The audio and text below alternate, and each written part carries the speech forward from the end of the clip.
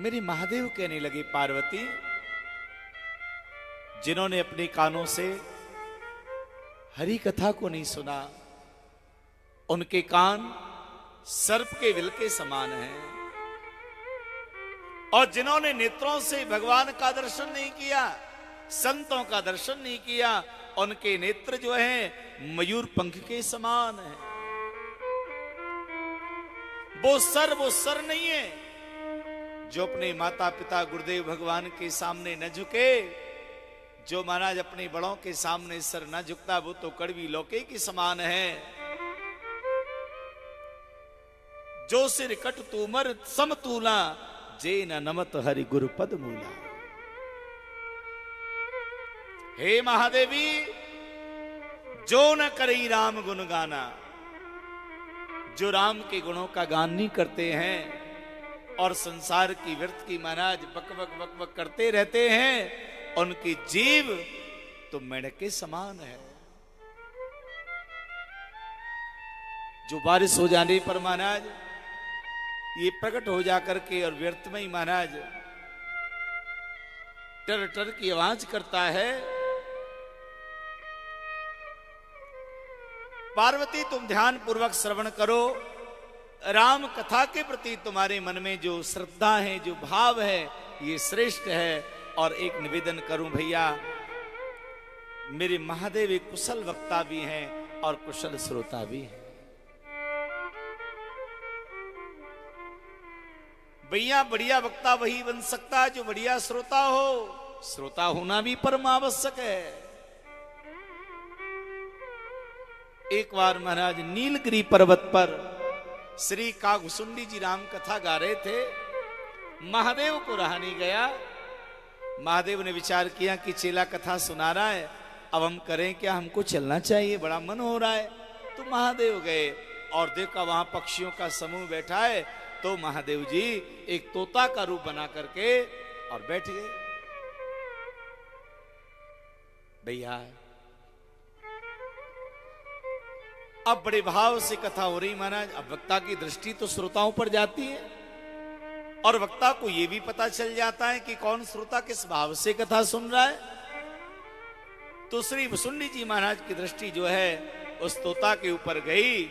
इतने भाव विवल होकर के सुन रहा है, समझ लिए इतने आनंद और प्रेम से सुनने वाला ये तो मेरे गुरुदेव महादेव ही हैं, उनके अलावा तो कोई और हो ही नहीं सकता। दौड़ के गया और महाराज चरण पकड़ लिए। महादेव जी प्रकट हो गए। भूषुंडी जी ने कहा, बाबा आप कथा सुनने आया था। तो प्रभु आप ऐसे ही आ जाते, वेश बदल करके क्यों आए? महादेव जी ने कहा, तुम इतनी सुंदर कथा सुना रहे थे, मेरा मन हुआ बैठ के सुन लूं। अगर मैं ऐसे असली रूप में आ जाता ना तो फिर तुम क्या कहते? बाबा जब आप आ गए हो ना, अब आप कथा सुनाओ, हम सब सुनेंगे। इसलिए मैंने वेश बदल लिया। मेरे महादेव कुशल श्रोता हैं और कुशल वक्ता भी हैं। कहा कि हे महादेवी पार्वती, अब बड़े ध्यान पूर्वक आपको श्रवण करना है। और जो राम कथा मैं तुम्हें श्रवण कराने के लिए जा रहा हूं, ये राम कथा जनमानस का कल्याण करने वाली, उद्धार करने वाली है। प्रभु के अवतार की लीला से मैं कथा को आरंभ करूंगा। भगवान का अवतार कब होता है? तो अवतार का कारण बताया।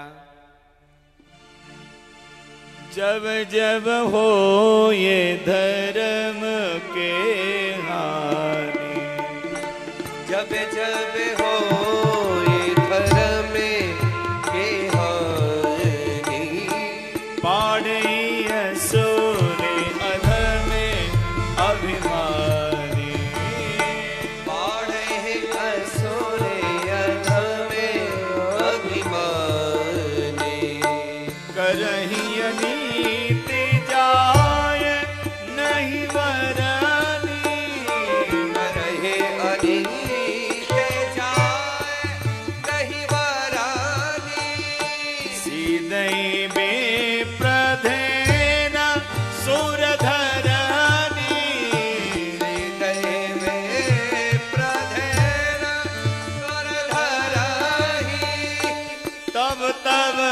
धरे प्रभु विविध शरीरा। तब तब धरे प्रभु विविध शरीरा। तब तब धरे प्रभु विविध शरीरा। तब तब धरे प्रभु विविध शरीरा। हरहि कृपा निधि सज्जन पीरा। हरहि कृपा निधि सज्जन पीरा।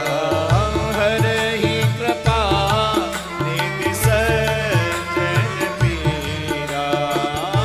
हरहि कृपा निधि सज्जन पीरा।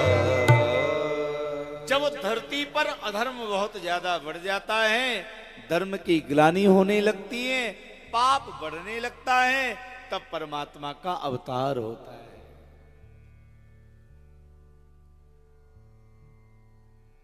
और आखिर में परमात्मा के अवतरण का जो हेतु है वो महाराज धर्म की स्थापना के लिए भगवान आते हैं, दैत्यों का वध करने के लिए आते हैं।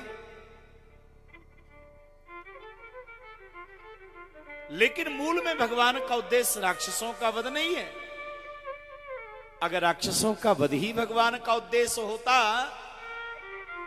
भगवान यदि चाहें तो राक्षसों को पैदा ही नहीं करें महाराज।